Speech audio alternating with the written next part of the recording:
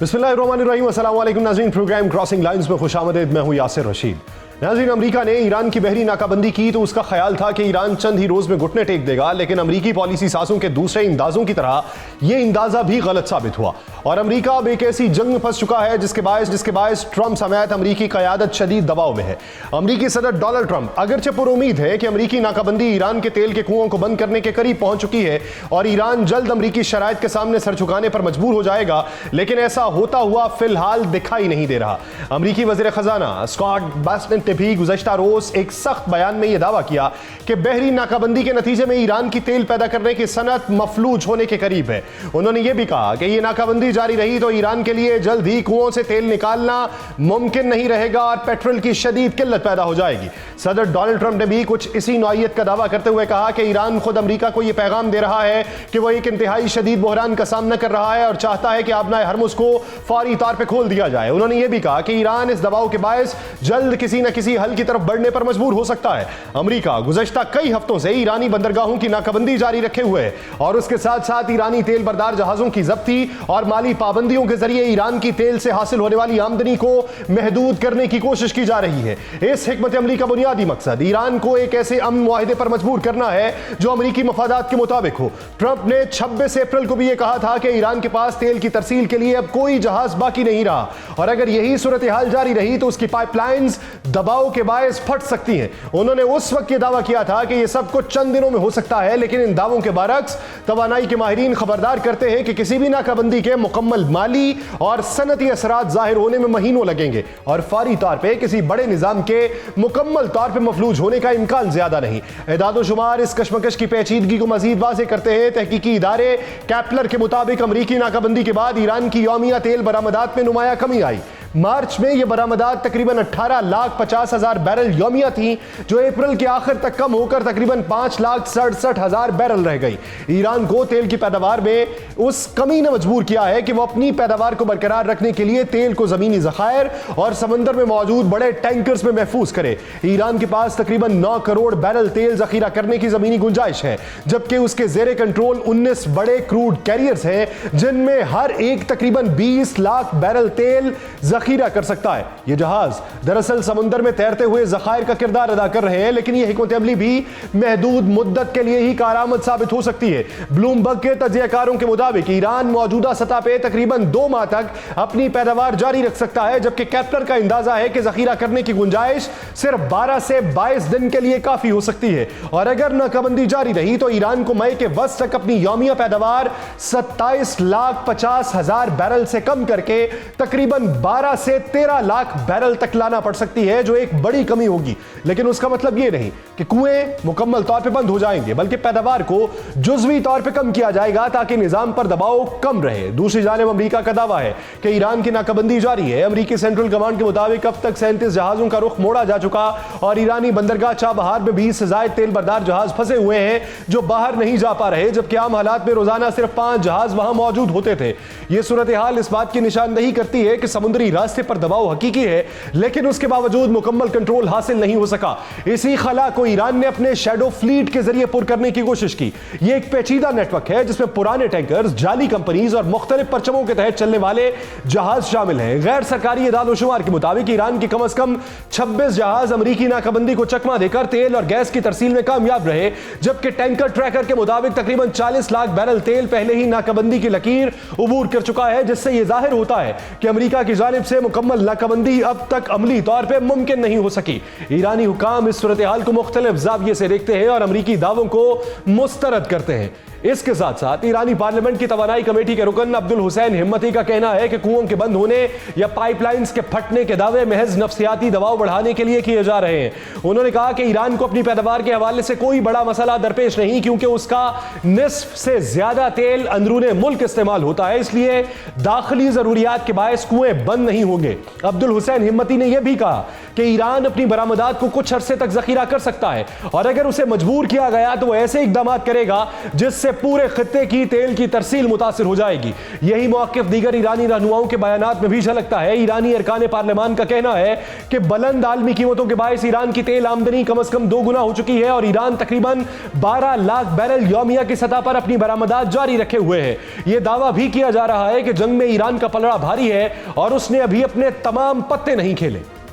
ईरानी पार्लियामान की कौमी सलामती कमेटी के नायब चेयरमैन अलाउद्दीन बरोजर्दी का कहना है कि हालात में यह बयान मानी खेज है कि आबनाए बाबुल मंदब की अहमियत आबनाए हरमुज से कम नहीं और यमन इस रास्ते को बंद करने की सलाहियत रखता है। वाज़ेह रहे कि आबनाए बाबुल मंदब बहरा अहमर को खलीज अदन से जोड़ती है और यह आलमी तजारत की एक अहम शाहराह है जहां से रोजाना तकरीबन 50 लाख बैरल तेल और आलमी माया कुदरती गैस का एक बड़ा हिस्सा गुजरता है। और अगर यह रास्ता मुतासिर होता है तो न सिर्फ तेल बल्कि आलमी सप्लाई चेन भी शदीद दबाव का शिकार हो सकती है और यह इस जंग में फैसला कुन मोड़ साबित होगा जो इस तनाज़े को एक इलाकाई जंग से आलमी बहरान में तब्दील कर सकता है। इसी दौरान ईरान के अंदरूनी सियासी और अस्करी हालात भी गैर यकीनी का शिकार है। Supreme leader Ayatollah Mojtaba Khamenei के बारे में यह बहस जारी है कि वो अमेरिका के साथ मुज़ाकरात के हक में नहीं। कुछ हल्कों का यह कहना है कि वो इस वक्त मुज़ाकरात को एक और मौका देने के खिलाफ है, जबकि दूसरी तरफ यह भी कहा जा रहा है कि ईरान मुज़ाकरात में रहबर आला के हुक्म पर ही शामिल हुआ था। यह इबहाम तो अपनी जगह मौजूद है, लेकिन पासदारान इनकलाब के सरबराह अहमद वाहिदी की गैर मौजूदगी भी सवालात को जन्म दे रही है, जिन्हें मार्च में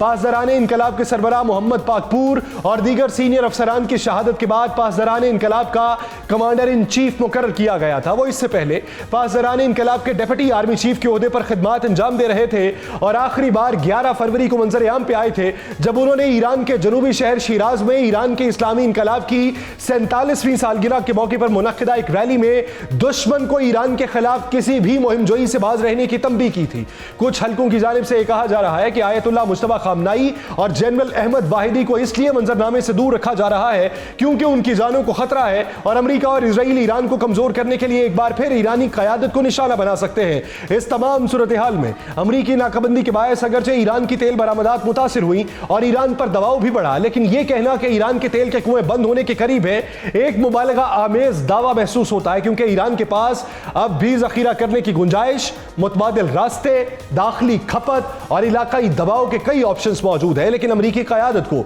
ईरान की नाकाबंदी का ऑप्शन ज्यादा काबिल अमल दिखाई दे रहा है, क्योंकि इससे पहले अमरीका ईरान के हवाले से अब तक कोई हदफ हासिल नहीं कर सका। ईरानी रजीम तब्दील हुई, ना ईरान के जौहरी प्रोग्राम पे ईरान को झुकाया जा सका, ना ही आबनाए हरमुज से ईरानी कब्जा छुड़वाया जा सका। ईरान का मिसाइल प्रोग्राम अब भी इजराइल के लिए एक बड़ा खतरा है, जबकि ट्रंप के दावों के बरक्स ईरान ने हर मैदान में अमरीका के खिलाफ मज़ाहमत की और अमरीका को चारों शाने चित किया। अमरीकी अखबार वॉल स्ट्रीट जर्नल के मुताबिक सदर ट्रंप ने अपने करीबी मुआवनीन को ईरान के खिलाफ एक तवील और मुसलसल नाकाबंदी के लिए तैयार रहने की हिदायत की, क्योंकि उनके नजदीक दीगर ऑप्शंस पे अमल करना ज्यादा खतरनाक और गैर यकीनी नताइज का हामिल हो सकता है, जिनमें बड़े पैमाने पर दोबारा बमबारी या मुकम्मल तौर पर तनाज़े से पीछे हट जाने का ऑप्शन भी शामिल है। यूं अमरीका एक ऐसे दरमियानी रास्ते को तरजीह दे रहा है जिसमें दबाव भी बरकरार रहे और जंग की शिद्दत भी मुकम्मल तौर पर काबू में ना हो। इस दौरान ट्रंप ने बरतानवी बादशाह चार्ल्स और मलिका कमेला पार्कर के एजाज में व्हाइट हाउस में दिए गए एक सरकारी इशाइये से खिताब करते हुए कहा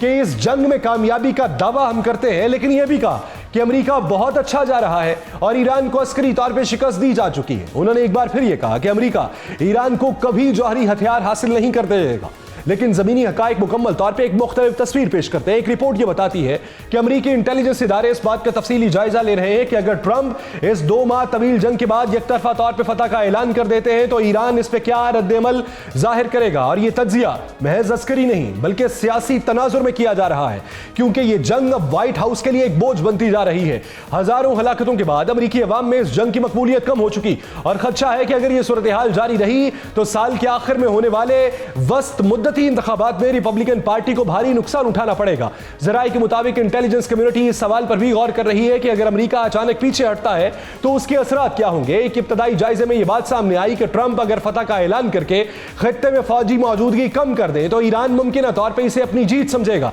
जबकि अगर अमेरिका फतह का ऐलान करने के साथ साथ खित्ते में अपनी भारी फौजी मौजूदगी बरकरार रखे तो ईरान इसे एक सियासी या सिफारती चाल के तौर पर देखेगा, लेकिन इससे लाजमी तौर पर जंग का खात्मा नहीं होगा। इस पूरे मंजरनामे मंजरनामे में व्हाइट हाउस की तर्जुमान ने यह मौक़िफ़ इख्तियार किया कि अमेरिका अब भी ईरान के साथ राबिते में है और किसी जल्दबाजी में कोई गलत मुआहिदा नहीं करेगा। उन्होंने यह भी कहा कि सदर सिर्फ ऐसा मुआहिदा कबूल करेंगे जो अमेरिकी कौमी सलामती को यकीनी बनाए और उसमें यह शर्त मौजूद हो कि ईरान कभी जौहरी हथियार हासिल नहीं करेगा। लेकिन इसके बावजूद खुद अमेरिका में इस जंग के खिलाफ राय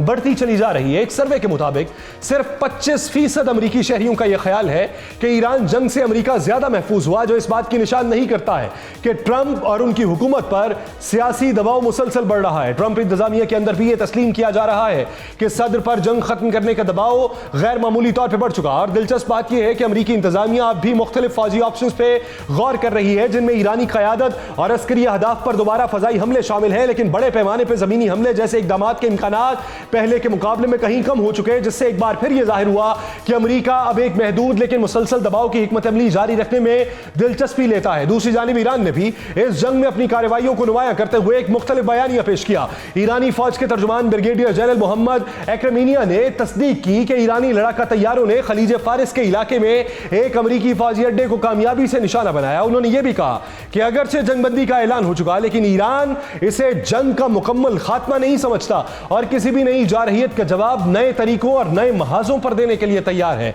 इस पूरे मंजरनामे में ईरान ने आलमी सतह पर भी अमेरिका के इकदामात को चैलेंज किया। अक़वाम मुत्तहिदा में ईरानी नुमाइंदे अमीर सईद एरवानी ने अमेरिकी नाकाबंदी को बैनुल अक़वामी पानियों में कज़ाकी करार देते हुए सेक्रेटरी जनरल अंतोनियो गुतेरेस को खत लिखा और मुतालिबा किया कि ईरानी तजारती और तेल बरदार जहाजों पर कब्जे की सख्त मजम्मत की जाए और उन्हें फौरी तौर पर छोड़ा जाए। उन्होंने यह मौक़िफ़ भी इख्तियार किया कि बैनुल अक़वामी कानून के तहत ईरान को इन इकदामात का जवाब देने का मुकम्मल हक हासिल है। इस जंग के असरात सिर्फ अमेरिका और ईरान तक महदूद नहीं रहे, बल्कि आलमी मईशत भी इससे मुतासिर हो रही है। बरतानवी वज़ीर ख़ज़ाना रेचल रियोज ने यह वाज़ेह किया है कि इस तनाज़े के असरात से निमटने के लिए फौरी तौर पर इक़दाम करने की ज़रूरत है, जबकि यूरोपीय कमीशन ने ईरान और लबनान में जंगबंदी की अपील करते हुए जोर दिया कि एक पायदार सिफारती हल निकाला जाए और आबनाए हरमुज़ में आज़ादाना आमदोरफ्त को यकीनी बनाया जाए, क्योंकि यह आलमी तजारत के लिए इंतहाई अहम है। दूसरी जानिब खित्ते में कशीदगी का दायरा मजीद फैलता हुआ दिखाई देता है। इजरायली फौज ने जनूबी लबनान में हमले तेज कर दिए हैं। दावा है कि हिजबुल्लाह के इंफ्रास्ट्रक्चर को निशाना बनाया और एक कार्रवाई में हिजबुल्लाह के एक मुबैना ठिकाने को तबाह करने के लिए 400 टन से ज्यादा धमाका खेज मवाद इस्तेमाल हुआ, जबकि लबनानी हुकाम के मुताबिक इन हमलों में शहरी और इमदादी कारकुन मुतासिर हुए। और अगरचे जंगबंदी बरकरार है, लेकिन यह बहुत ज्यादा कमजोर और आर्जी नौइयत की है। और इस दौरान ईरान ने मुल्क में मुतहर्रिक मुबैना जासूसी नेटवर्क के खिलाफ क्रैकडाउन शुरू किया है, जो स्टारलिंक सैटेलाइट इंटरनेट के जरिए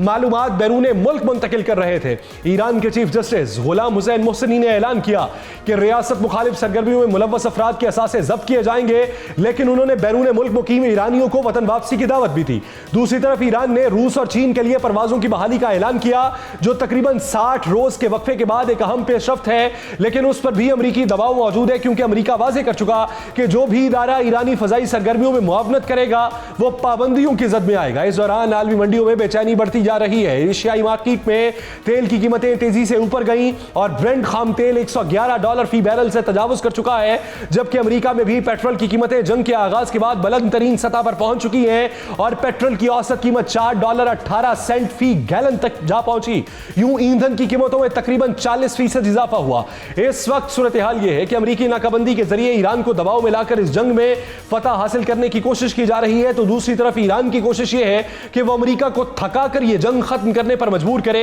यूं पूरा खित्ता इस वक्त एक ऐसे नाजुक तवाजुन पे है जिसमें एक छोटी सी गलती भी एक बड़ी जंग का पेशखेमा साबित हो सकती है। इसी मंजरनामे पर मजीद बात की जाएगी, लेकिन एक शॉर्ट ब्रेक के बाद, कहीं नहीं जाएगा, स्टे विद अस। ब्रेक के बाद खुशामदीद नाज़रीन, जो इब्तदाई के अंदर बात हुई उसी का अहाता किया जाएगा प्रोग्राम के। इस हिस्से में हमें ईरान से मारूफ सहाफ़ी जॉन हुसैन ज्वाइन कर चुके हैं और पाकिस्तान से मारूफ सहाफ़ी उमर दराज गोंदल हमारे साथ मौजूद है। मैं आप दोनों हजरात का बेहद मशकूर हूँ। उमर, सबसे पहले आपसे सवाल पूछना चाहूँगा कि इस वक्त जो मौजूदा सूरत हाल है, अमरीकी मीडिया ये क्लेम कर रहा है कि पाकिस्तान को ईरान ने यह कहा है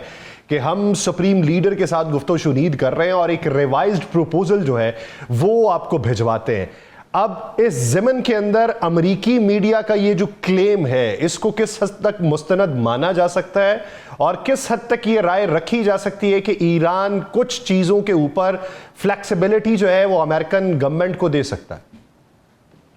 अच्छा यासिर, इसमें इंपॉर्टेंट चीज ये है कि जो अमेरिका का पहले वाला स्टांस है ये उसके साथ कॉन्ट्रडिक्शन है। अमेरिका के सदर और अमेरिका की इंतजामिया ये कह रही थी कि मालूम नहीं है कि ईरान के अंदर कौन ड्राइविंग सीट के ऊपर है, कौन डिसीजन मेकर है, और आप फ्रैक्चर्ड रिजीम के लफ्ज इस्तेमाल कर रहे थे, आप कहते थे हमें मालूम ही नहीं है, और आप आज कह रहे हैं कि ईरान की जो लीडरशिप है वो कह रही है कि हम अपने सुप्रीम लीडर से गुफ्तगू करेंगे या उनका जो भी अप्रूवल होगा वो अप्रूवल लेंगे। इसका मतलब ये हुआ कि ईरान की जो गवर्नमेंट है वो इंटैक्ट है, ईरान का जो नार्की का स्ट्रक्चर है वो अपनी जगह पे मौजूद है, और वहां पे जो सुप्रीम लीडर है उनकी फाइनल से है। देखिए ये बात ठीक है कि जो मुज़ाकरात शुरू हुए वो भी उनकी टॉप लीडरशिप की मंजूरी के बगैर शुरू नहीं हो सकते थे, और उसके बाद भी जो प्रोसेस हो रहा है ईरान बड़े आराम से आगे चलेगा। अमेरिका का जो ख्याल था शुरू के अंदर वो यही था कि आप बम्बारमेंट करेंगे, आप उनको फ्रस्ट्रेट करेंगे, उसके बाद वो टेबल के ऊपर आएंगे और आपको वो एक पेपर के ऊपर अपना सरेंडर लिख कर देंगे। अब आप सरेंडर से डील के ऊपर आ गए हैं। ईरान को इस चीज का अंदाजा है कि उन्होंने किस तरह से टाइम बाय करना है, किस तरह से चीजों को आगे लेकर चलना है। तो ये अमेरिका की जो जल्दी थी उन्होंने बुनियादी तौर पे उसके सामने एक रुकावट खड़ी की है। दूसरी तरफ ईरान सेम टाइम के ऊपर ये विलिंगनेस दिखाता नजर आता है कि वो बातचीत करना चाहता है। देखिए पाकिस्तान 24 घंटों में 2 बार विजिट करना, रशिया जाना, ओमान जाना, ये इंडिकेटर्स हैं कि वो अपने स्ट्रेटेजिक पार्टनर्स के साथ भी बात कर रहा है, अपने एलाइज के साथ भी बात कर रहा है, और वो उस चीज को आगे लेकर चलना चाहता है। लेकिन अब उसमें असल सवाल ये है कि वो अपनी मर्जी से लेकर चलेगा या वो उसके बाद जो है वो अमेरिका की मर्जी से लेकर चलेगा, वो अपनी मर्जी से। लेकिन आज एक परेशान कुन जो खबर थी वो इस हवाले से थी, जो अमेरिका का मीडिया रिपोर्ट कर रहा है कि ट्रंप ने इस बारे में अपनी फौज को ये कहा है कि वो जरा नाकाबंदी को या नेवल ब्लॉकेट को फर्दर लंबा लेकर चलना चाहते हैं। अगर आप लंबा लेकर चलेंगे तो फिर ईरान जो है वो मजीद चीजों को और खींचेगा, क्योंकि उस चीज का अंदाजा है। देखिए आपको सीडीएम्स करने हैं, आप कॉन्फिडेंस बिल्डिंग मेजर्स नहीं करेंगे तो आप डंडे की बुनियाद पे, आप जोर की बुनियाद के ऊपर चीजों को नहीं कर पाएंगे। देखिए फुल फ्लेज वॉर से बड़ी कोई चीज नहीं होती। आप फुल फ्लेज वॉर में गए तो आप अचीव नहीं कर पाए या उस तरह से उनको सेंटर नहीं करवा पाए, तो फिर वही जुमला कहना पड़ेगा जो ईरान की लीडरशिप कहती है कि जो चीज आप हमसे जंग में नहीं ले सके वो मुज़ाकरात की सूरत में हम आपको कैसे दे सकते हैं। जॉन, जिस तरह उमर तज़किरा कर रहे थे कि नेवल ब्लॉकेड का दायरा वसी करना और फिर उसको तवालत देना, इसकी प्लानिंग चल रही है। दूसरी अगर एक ट्वीट अगर आज देखी जाए डोनाल्ड ट्रंप की तरफ से जो है वो ये कि ईरान फैसला नहीं कर पा रहा या ईरान के पास ये सलाहियत नहीं कि वो नॉन न्यूक्लियर डील के बारे में अपनी राय साजी कर सके, तो वो कहते हैं वो जल्द करेंगे। अब यहां से हम खाका क्या खींच सकते हैं कि पसे पर्दा चीजें क्या चल रही? बहुत बहुत शुक्रिया यासिर, आपने मुझे बुलाया। साइकोलॉजी में एक डिफेंस मैकेनिज्म है जिसका नाम है प्रोजेक्शन। प्रोजेक्शन का मतलब ये होता है कि जो फीलिंग्स आपके अंदर हैं, जो तासुरात आपके अंदर हैं, वो आप सामने वाले के अंदर देखते हैं। और जैसे अगर कोई मुझसे गुस्सा है, अगर मैं किसी से गुस्सा हूं तो शायद मैं समझूंगा कि सामने वाला मुझसे गुस्सा है। तो ट्रंप के अंदर यही नजर आ रहा है कि वो किसी तरीके से जो मुश्किलात अमेरिका के अंदर फेस हो रही हैं, देखें 21 generals and commanders and officials को जो है वो बरतरफ किया गया, अपनी सीटों से हटाया गया। उनकी नेवी के जो चीफ थे उनको भी वहां से वो किया गया, और जोसेफ केंट जैसे लोग खुद भी छोड़ के गए। डिसीजन मेकिंग के अंदर मार्को रूबियो, स्टीव विटकॉफ, इनके साथ अलग तनाजुर चल रहा है। जेडी वैंस का अलग एक मसला चल रहा है। उनका अपना खुद का नहीं पता कि डिसीजन मेकिंग वो लोग किस तरीके से करेंगे, क्योंकि आखिरी मोमेंट पे जो गोल पोस्ट चेंज हुए थे और जो शिफ्ट हुए थे वो जेडी वैंस ने किए थे। ईरानी तो अपनी पूरी टीम लेके 70 लोगों की जो टीम थी उसके अंदर न्यूक्लियर एक्सपर्ट्स भी थे, सारी चीजें रेडी हो गई थी। और आई थिंक जाना ये दिखाता है कि डिसीजन मेकिंग की अगर कहीं लैकिंग है तो वो अमेरिका के अंदर ज्यादा है, ईरान के अंदर नहीं है। यहाँ पे अगर ब्लॉकेड एक्सटेंड भी हो जाता है तो देखिए यहाँ पे एक इंपॉर्टेंट बात नोट करने की ये है कि अभी तक ईरान ने अपने पूरे कार्ड्स प्ले नहीं किए हैं। स्ट्रेट ऑफ हॉर्मुज़ को ब्लॉक तो ईरान ने किया है और वो आई थिंक और भी ज्यादा कर सकता है आगे टाइम तक, लेकिन बाबल मंदब जो है वो अभी तक खुला हुआ है और उसके अंदर अगर ज्यादा प्रेशर आई थिंक हुआ या ज्यादा अगर पोजीशन ऑफ अग्रेशन हुई तो आई थिंक वहां तक भी मामला जा सकता है। हाउएवर ऐसा नहीं है कि बिल्कुल जंग की तरफ चीजें जाती हुई नजर आ रही हैं। मुझे लगता है कि मुज़ाकरात अभी आगे बढ़ रहे हैं और आई थिंक बैकडोर डिप्लोमेसी और शटल डिप्लोमेसी के थ्रू और एट द सेम टाइम जो विजिट्स हुए हैं हमने देखा रीजन के अंदर, उससे नजर आ रहा है कि कोई ना कोई आगे एक रीजनल स्केल के ऊपर भी डेवलपमेंट्स हो रही है और मुज़ाकरात का सिलसिला आगे बढ़ाया जा रहा है। तो या तो ये मुज़ाकरात की टेबल पे दोबारा आके ना बैठे शायद, लेकिन एक अग्रीमेंट फॉर्म करके फिर डिसाइड करेंगे हमें आगे क्या करना है, या फिर ये जंग अल्टीमेटली ना करें, डोनाल्ड ट्रंप छोड़ के चले जाएं इस रीजन को। मुझे ये दो पॉसिबिलिटीज नजर आ रही हैं, ज्यादा जो नजर आ रही हैं। ठीक है, आप उमर आप क्या समझते हैं ये जो दो पॉसिबिलिटी की बात जान कर रहे हैं, और दूसरा ये लबनान का महाज अगर देखा जाए तो टेंशन वहां पे कम होती नहीं बल्कि बढ़ती हुई दिखाई देती है। एक्सपेंडेशन की अगर बात करें इजराइल की और उसके अजाइम की बात करें, और फिर कल का जो बयान था इजरायली आर्मी चीफ का कि हम हर महाज के ऊपर जंग लड़ते रहेंगे 2026 में, तो वहां की अगर इंटेंशंस देखें तो उसको इस पूरे मंजरनामे में कहां पे फिट करेंगे? देखिए, ये बात तो तय है कि इस वक्त हमें दो सिचुएशन नजर आ रही हैं कि दोनों तरफ से प्रेशर बिल्ड करने के टैक्टिक्स भी आजमाए जा रहे हैं, वो ईरान हो वो अमेरिका हो, और उसके साथ दोनों तरफ जो है वो बातचीत के ऊपर भी तैयार दिखाई दे रही हैं। मेरा ख्याल ये है कि इस सिलसिला इसी तरह से चलेगा। मैं उसमें एक बात बड़ी और जो करना चाहता हूं वो लॉन्ग टर्म प्लानिंग के हवाले से है। अमेरिका का ख्याल ये है कि आप नेवल ब्लॉकेट करके जो खासकर उनके तेल की एक्सपोर्ट्स है उसको रोक सकते हैं, या उनके पास स्टोरेज की कैपेसिटी नहीं होगी तो फ्रस्ट्रेट होंगे। लेकिन ईरान, मैं उसके बारे में हमेशा कहता हूं, ना तो वो कोई लैंडलॉक कंट्री है कि आप कहें कि हमने उनके बॉर्डर्स क्लोज कर दिए तो कहीं जा, ना वो कोई आइलैंड है आप कहें कि हमने नेवल ब्लॉकेट कर दिया है तो वो बिल्कुल जो है उस पे आ जाएंगे। वो बिल्कुल एक डिफरेंट तरीके से, उनके बॉर्डर्स भी लगते हैं, उनके साथ उनके आइलैंड्स भी हैं, समंदर की हुदूद भी हैं, तो ये हो नहीं सकता। वो इस हवाले से वो ईरान की लीडरशिप खुद ये कहती है कि देखो भाई, हमने पिछली 4 दिहाइयों में सिर्फ आपकी ही तैयारी की है और हमें अंदाजा है कि किस तरह से चीजें लेके चलते हैं। और वो बड़े उस हवाले से आप देखें ना, जब आप उनकी कौम को पढ़ते हैं तो आपको अंदाजा होता है, उसको स्टडी करते हैं कि वो हर चीज में खुद कफील हैं। उन्होंने पिछले 40 साल में यही कुछ सीखा है, तो अगर उन्हें आगे जाना पड़ेगा तो मेरा ख्याल है वो उस पे वो सर्वाइव करेंगे। आपने देखा होगा पिछले दिनों ईरान के सदर ये कह रहे थे कि आप लाइट का इस्तेमाल कम करें, और वो अपने लोगों से कह रहे थे कि अगर आप ये देखें कि अगर आप 12 बत्तियां इस्तेमाल कर रहे हैं तो 12 में से अगर 2 पे आ जाएंगे तो कोई इतनी बड़ी बात तो नहीं है। तो मेरा ख्याल ये है कि ये उनकी तैयारी है। हाँ, ये बात ठीक है कि एस्केलेशन में इजाफा हो रहा है, और उसमें प्रॉब्लम ये है कि उस एस्केलेशन का ताल्लुक स्टेट ऑफ हुर्मुज़ से भी है ना। अब देखें, आप सिर्फ नेवल ब्लॉकेट की बात ना करें, आप उसको इस नजर से देखिए कि जनाब वो जो गल्फ कंट्रीज हैं, आपने देखा कल जो यूएई सऊदी अरब वाला मसला आया है जिसमें वो ओपेक के हवाले से उन्होंने फैसला लिया है, वो इसी तनाजुर के अंदर है कि वो वहां पे फ्रस्ट्रेशन दिखाई दे रही है या उनकी परेशानी अपनी जगह पे मौजूद है। सो ईरान को अंदाजा है कि वो जितना ज्यादा इस चीज को हिट करेगा, जितना प्रेशर डालेगा, उसका रिजल्ट कहीं ना कहीं उसको दिखाई देगा। और अमेरिका के ऊपर सिर्फ ये प्रेशर नहीं है, अमेरिका के ऊपर एक और भी प्रेशर है। देखें, वहां पे जो कॉस्ट ऑफ लिविंग है उसमें इजाफा हो गया है, और यासिर साहब उसमें ये भी देखिए कि आगे इलेक्शंस हैं। जब आपको ये कहना पड़े कि थोड़े टाइम के लिए अमेरिकन को अमेरिका के सदर कहें कि वो बर्दाश्त करना पड़ेगा, तो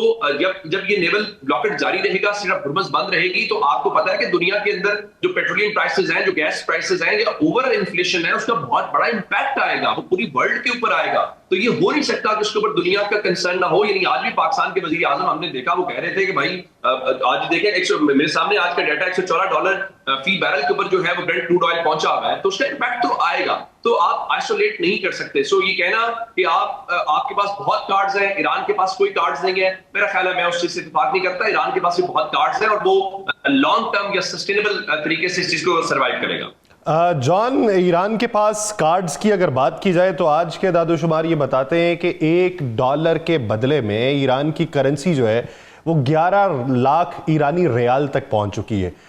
दूसरी तरफ देखें तो डोनाल्ड ट्रंप ने आज ही ये बात की कि 30 जगहों पे जहां पे सैंक्शंस लगाई गई थी उस पर बारीकी से नजर रखी जा रही है कि ईरान के साथ ट्रेड कौन करना चाह रहा है। अब ऐसी सूरत हाल में क्या इसे भी प्रेशर टैक्टिक समझें, या इसे समझें कि पसे पर्दा जो है वो ये भी इकदाम चल रहे हैं और खुलेआम मुज़ाकरात की बातें भी हो रही?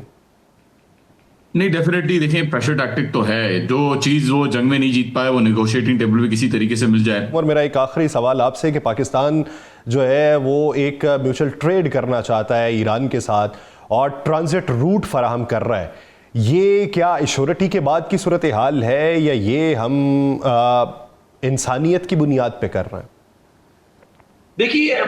जब हम फॉरेन रिलेशंस को पढ़ते हैं, जब डिप्लोमेसी को पढ़ते हैं, तो फिर कोई इंसानियत नहीं होती, कोई जज्बात नहीं होते, वहां पर सिर्फ और सिर्फ आपका मफाद होता है, कौमी मफाद होता है। अब पाकिस्तान जो है वो हल्का सा टेस्ट लगा रहा है, उसको अंदाजा है कि अमेरिका के साथ उसके अच्छे ताल्लुकात हैं, अमेरिकी एडमिनिस्ट्रेशन उसको पसंद कर रही है, तो वो टेस्ट लगा रहा है अगर ये किया जाए तो उसका रद्देमल क्या आएगा। आपको याद होगा कि इवन इंडिया के ऊपर अमेरिका ने बहुत प्रेशर डाला कि आप जो ईरान का ऑयल खरीदते आप ना खरीदें, उनको जो वेबर मिला हुआ था उन्होंने उसको खत्म किया। सो पाकिस्तान जो है वो सेंट्रल एशियन स्टेट्स तक जो रसाई है वो इस हवाले से 2 तरीके से कर रहा है। वो टेस्टर लगा रहा है, नंबर 1, नंबर 2, आप जानते हैं कि अफगानिस्तान के साथ जो चीजें हैं उसको लेकर पाकिस्तान ये बताना चाहता है कि मेरी डिपेंडेंसी सिर्फ अफगानिस्तान के ऊपर नहीं है, और अफगानिस्तान के ऊपर भी प्रेशर बढ़ाया जा रहा है कि हमारे पास ऑल्टरनेट रूट है, अगर आप ये करेंगे तो फिर हम वहां से जाएंगे, और वहां से जाएंगे तो उसका मतलब ईरान को भी आप गुडविल जेस्चर के तौर पर देखें ना, जब आपके ऊपर वॉर हो, आपका नेवल ब्लॉकेड हो, तो उसके बीच में ये चीज हो तो ईरानी भी इसके ऊपर खुश होंगे, और पाकिस्तान जो है उसके ऊपर स्मार्टली प्ले कर रहा है।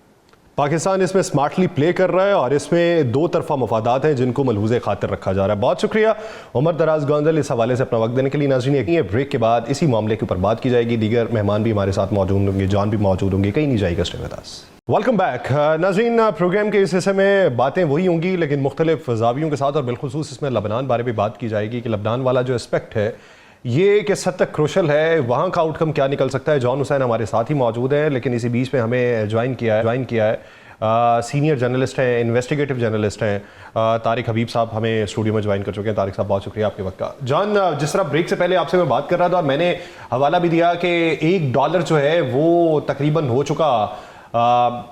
15 लाख के करीब ईरानी रियाल के, अभी जो मंजरनामा है। और फिर उसमें खबरें ये भी आती हैं कि डोनाल्ड ट्रंप कहते हैं कि 30 ऐसे सेक्शंस जिसके ऊपर सैंक्शंस लगा रखी थी उनके ऊपर कीनली ऑब्जर्वेशन हमने बैठाई हुई है कि कौन किसके साथ क्या ताउन जारी रखे हुए है। तो जब पसे पर्दा इस तरह की चीजें ईरान के लिए चल रही हैं तो ईरान के लिए मुश्किल कितनी हो रही है? देखिए यासिर, कोई इसमें डाउट नहीं है कि नुकसान तो बहरहाल ईरान का भी हो रहा है, ऐसा नहीं है कि नुकसान नहीं हो रहा, क्योंकि टैंकर्स जो स्टेट के टैंकर्स होते हैं वो स्टेट भेजती है अपनी शैडो फ्लीट या जो भी ऑफिशियल उनके गवर्नमेंट के होते हैं, लेकिन प्राइवेट शिपिंग कंपनीज जो है हॉर्मुज़ के थ्रू ट्रेड नहीं भेज रही, अपने सामान को नहीं भेज रही। और उसके साथ साथ वेस्टर्न, ईस्टर्न और नॉर्दर्न रीजन में हमें नजर आ रहा है कि ईरान ट्रेड कर रहा है, तुर्की के थ्रू कर रहा है, पाकिस्तान के थ्रू कर रहा है, और कैस्पियन सी के तरफ से जो रास्ता है उसके थ्रू कर रहा है। तो नुकसान तो है, लेकिन इतना ज्यादा नुकसान नहीं है जितना डोनाल्ड ट्रंप बताते हैं कि फॉर एग्जांपल $500 मिलियन रोजाना की बुनियाद पे ईरान लॉस कर रहा हो। यहां पे अभी इस वक्त नजर ये आ रहा है उल्टा कि यूनाइटेड स्टेट्स के अंदर जो इन्फ्लेशन है और जो दूसरी चीजें वो भी बढ़ रही हैं,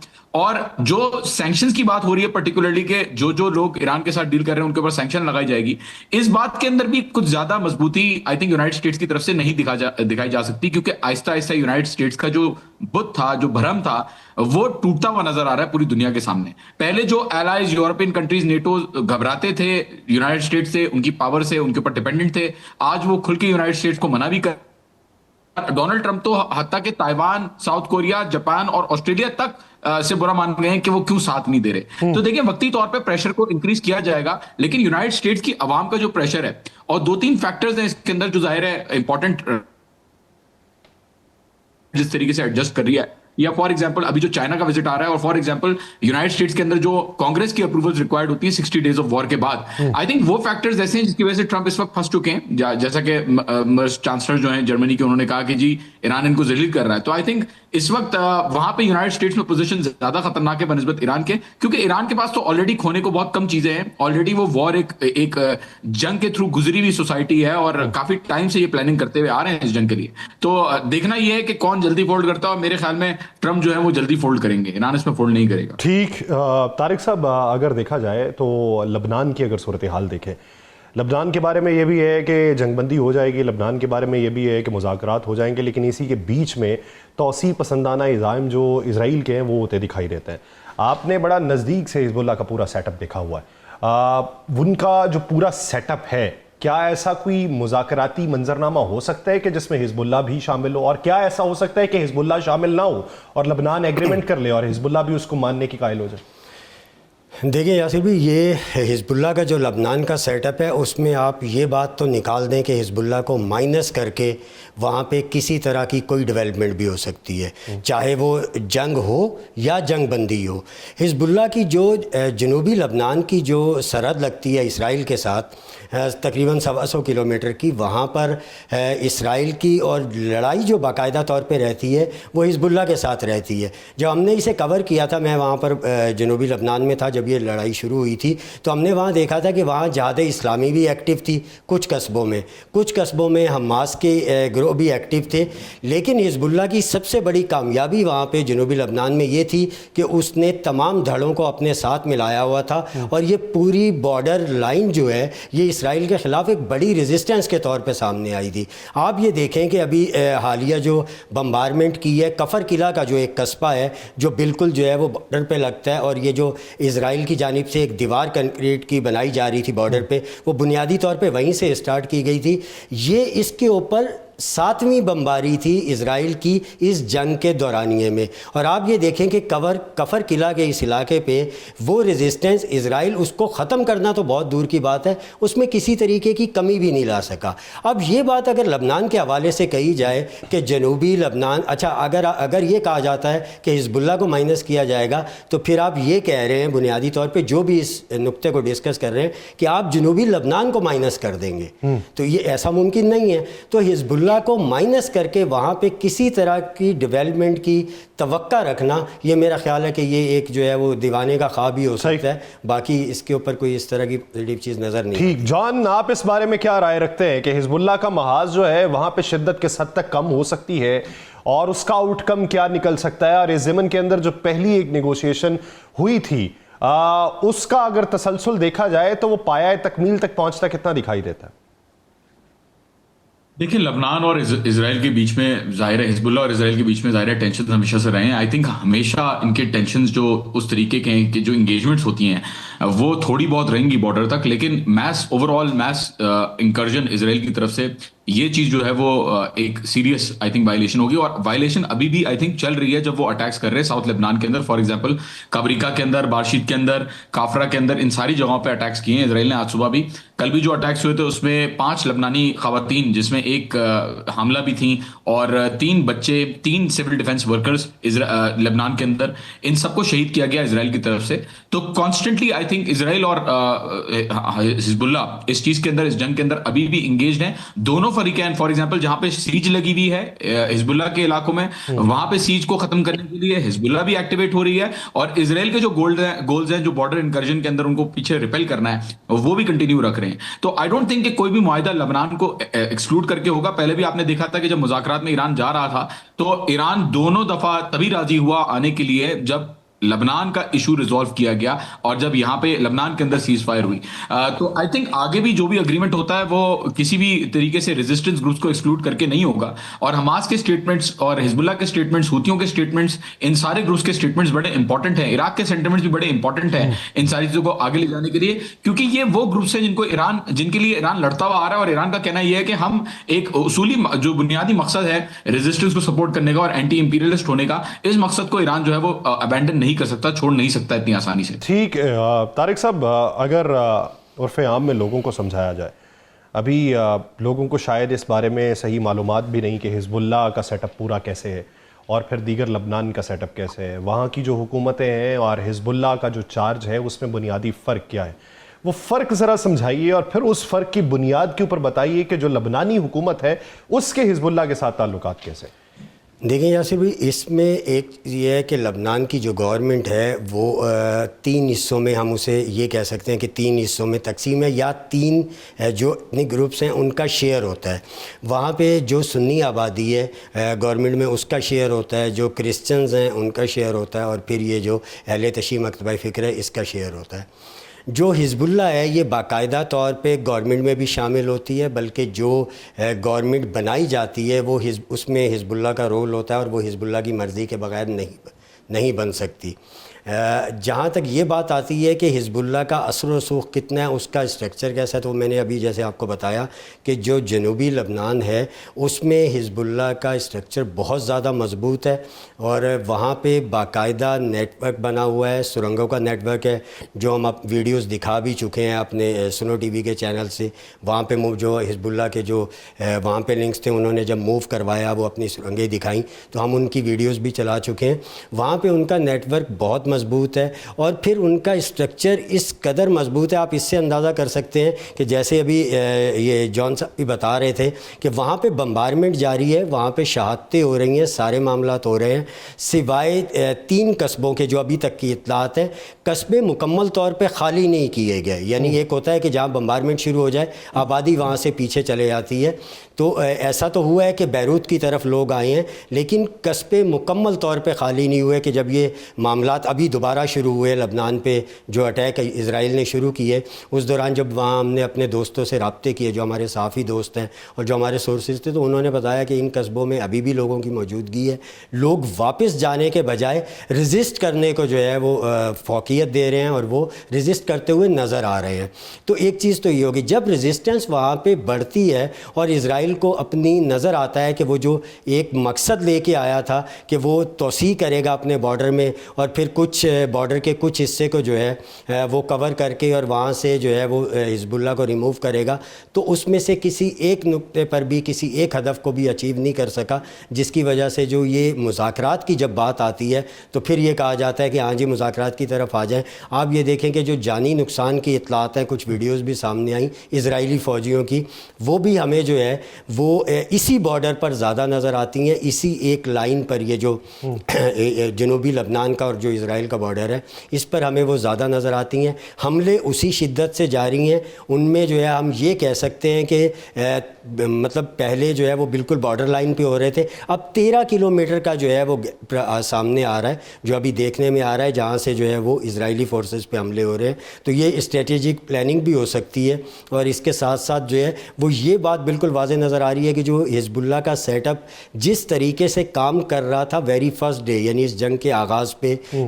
बिल्कुल उसी तरीके से आज तक उसी तरह हमें एक्टिव नज़र आता है। अगरचे वहाँ पे जो है वो जनूबी लबनान के इलाकों में बम्बारमेंट में हिजबुल्लाह अपनी क़यादत से महरूम हो चुकी है, उनकी क़यादत की शहादतें हुई हैं, उसके बावजूद हिजबुल्लाह हमें उसी तरीके से वहाँ पे दिखाई दे रही है। जॉन, अगर रीअलाइनमेंट की बात करें, वर्ल्ड ऑर्डर नए की बात करें, तो हमने ओपेक या ओपेक प्लस में से यूएई को निकलते देखा है। हम ये समझते हैं कि हालिया जो जंग है उसके असरात जो है ये पूरी दुनिया ने देखने हैं, मुख्तलिफ अशकाल में देखने हैं, मुख्तलिफ सफबंदियों में देखने हैं। अभी हालिया जो हमें मंजरकशी दिखाई देती है उसमें आप क्या समझते हैं कि इब्तदा इस तरीके से हुई है, तो फिर इसका जो आगे बढ़ना है वो किस तरीके से होगा, कौन सी अशकाल में होगा, ये रेजिस्टेंस फोर्सेस जो है इनका मुस्तकबिल क्या होगा और रीअलाइनमेंट मजमूई तौर पे किसके लिए फ़ायदेमंद होगी? देखिए, बहुत अच्छा सवाल है। ये जो रेजिस्टेंस फोर्सेस हैं उनके बारे में कहा जाता था ये खत्म हो गई हैं। आपको याद होगा पेजर का हमला हुआ था, इसके अंदर 3000 हिजबुल्लाह के ऑपरेटिव्स को भी टारगेट किया था और इसके साथ साथ इनके जो लीडर हैं हसन नसरुल्लाह, उनको भी असैसिनेट किया गया, उनको भी शहीद किया गया। लेकिन हमें फिर भी नजर आया कि हिजबुल्लाह के पास बहुत ज्यादा ताकत है इस वक्त भी लड़ने की और आई थिंक वो अपने आप को ऑर्गेनाइज कर रहे थे। रेजिस्टेंस का फ्यूचर तो मैं कहीं जाता हुआ नजर नहीं आ रहा। इनफैक्ट मुझे लग रहा है कि सीरिया के अंदर जो ग्रुप्स हैं वो भी अब दोबारा एक्टिवेट हो रहे हैं आहिस्ता आहिस्ता, क्योंकि लड़ाई जब चल रही थी यूनाइटेड स्टेट्स के साथ तो उसके अंदर सीरिया के एक बेस के ऊपर भी हमला हुआ था जहां से फोर्सेस को पुश किया गया था टुवर्ड्स जॉर्डन। तो मेरे ख्याल में यहाँ पे भी अगर देखा जाए और इराक में भी अगर देखा जाए तो बहुत शदीद तरीके से जो पीएमयू का अम्ब्रेला है और जो कताइब हिजबुल्लाह और जो दूसरे इदारे हैं वो बहुत तेजी से इसके ऊपर काम कर रहे हैं। एंड आई थिंक विक्टोरिया भी हशर किया उन्होंने इराक में, उससे नजर आता है कि बहुत ज्यादा ताकत रखती हैं इस वक्त भी रेजिस्टेंस फोर्सेस। अगर रीजनल डायनामिक्स की बात करें तो रीजनल डायनामिक्स में मुझे लगता है कि दूसरे ममालिक, अभी जो अरब ममालिक है उनमें आपको डिवाइड ऑलरेडी नजर आना शुरू हो गया है। यूएई ने ओपेक से या प्रोडक्शन कैपेसिटी पे लोग कहते हैं किया, जबकि यहाँ पे यूएई की जो प्रोडक्शन कैपेसिटी है वो जो कोटा है, जो ओपेक का कोटा है उससे 1.5 मिलियन बैरल कम प्रोड्यूस कर रहा था यूएई, इस वक्त प्रोडक्शन इतनी ज्यादा नहीं कर रहा। लेकिन अब एहसास होना शुरू हो गया ममालिक को कि हमें कोई फायदा नहीं हो अलायंसेस में रह के और रीजनल लेवल पे कोऑपरेट इतना ज्यादा करके। कतर पहले ही छोड़ के जा चुका था, वो तो खैर एलएनजी के लिए और गैस के लिए गया था, लेकिन यूएई का जाना बहरहाल एक बड़ी चीज है। और नजर आ रहा है कि जो रीजनल डायनामिक्स है उनमें भी डिवाइड बढ़ेगा, जहां पे सऊदी अरब और रिलेशंस शायद बेहतर होंगे ईरान के साथ बनिस्बत कुवैत के, बहरीन के और जो यूएई है उसके। इंटरनेशनल लेवल पे इस चीज को अगर ट्रांसलेट करें, उसको अगर देखें तो मेरे ख्याल में अब जो एक सिक्योरिटी पैराडाइम आ रहा है उसके अंदर वाजे है कि ईरान का होल्ड काफी ज्यादा, इसके अंदर काफी ज्यादा पावर डायनामिक्स में बढ़ गया है और रशिया और चाइना का कॉन्फिडेंस भी और ज्यादा मेंटेन हो गया है कि किसी भी अग्रेशन को इस रीजन के अंदर कंट्रोल किया जा सकता है। यूक्रेन के अंदर भी आपने देखा कि थोड़ा सा मूवमेंट होना शुरू हुई, एक्टिवेट होना शुरू हुए हुए ज़ेलेंस्की साहब, वो विजिट्स करना शुरू हुए और किसी तरीके से ये नजर आ रहा है कि वो भी परेशान है, ज़ेलेंस्की भी परेशान है कि यहाँ पे मेरा क्या होगा। तो आई थिंक अभी ग्लोबल वर्ल्ड ऑर्डर में एब्सोल्यूट शिफ्ट नजर आया है फ्रॉम यूनिपोलैरिटी, मतलब एक मुल्क पूरी दुनिया को अब कंट्रोल नहीं कर रहा, अब दूसरे ममालिक भी हैं जो सामने ऊपर उभर के आ रहे हैं, और आगे जाके जो यूरोपियन कंट्रीज हैं, मुझे लग रहा है कि यूरोपियन कंट्रीज भी इसके अंदर चेंज होंगी। ऑलरेडी काफी सारी कंट्रीज ने एम्बेसीज खोलना शुरू कर दी है दोबारा, स्पेन ने अपनी एम्बेसी यहाँ पे दोबारा खोल दी है, स्विट्जरलैंड यहाँ पे दोबारा एम्बेसी खोल रहा है। तो मेरे ख्याल में यूरोपियन कंट्रीज के हिसाब से भी हमें चीजें टूटती हुई नजर आएंगी, और उसकी सबसे बड़ी एग्जांपल विक्टर ऑर्बन है। जो विक्टर ऑर्बन जो हंगरी का जो प्रेसिडेंट था, जो प्राइम मिनिस्टर था, उसको जिस तरीके से शिकस्त मिली है, वो प्रो इजराइल और प्रो ट्रंप एक कैंडिडेट था। एंड आई थिंक कि पूरे यूरोप के अंदर भी हमें नजर आएंगी चीजें चेंज होती हुई, मिडिल ईस्ट के अंदर भी चेंज होती हुई नजर आएंगी, और इसका मतलब ये है कि आलमी सतह पे चीजें ऑलरेडी चेंज हो चुकी हैं। आलमी सतह पे मजमूई तौर पे बहुत सी चीज़ें तब्दील हो रही हैं, सिफारती पॉलिसी तब्दील हो रही है, हिकमत अमली तब्दील हो रही है, उसके नताइज जो है वो पूरी दुनिया को देखने को मिलेंगे, किसी को मुस्बत, किसी को हौसला अफजा, और किसी के लिए जो है वो पशेमानी वाला मंजरनामा होगा। लेकिन ये जो एक नया वर्ल्ड ऑर्डर है, ये जिस तरह तरतीब पा रहा है, इसके असरात पे नज़र रखने की बेहद ज़रूरत है। बहुत शुक्रिया तारिक हबीब साहब और जान के हवाले से अपना वक्त देने के लिए। नाज़रीन, प्रोग्राम का वक्त ख़त्म हो जाता है, मुझे दीजिए इजाज़त, आपसे मुलाकात होगी कल के रोज़। अपना बहुत सा ख्याल रखिएगा, अल्लाह ने के बाद।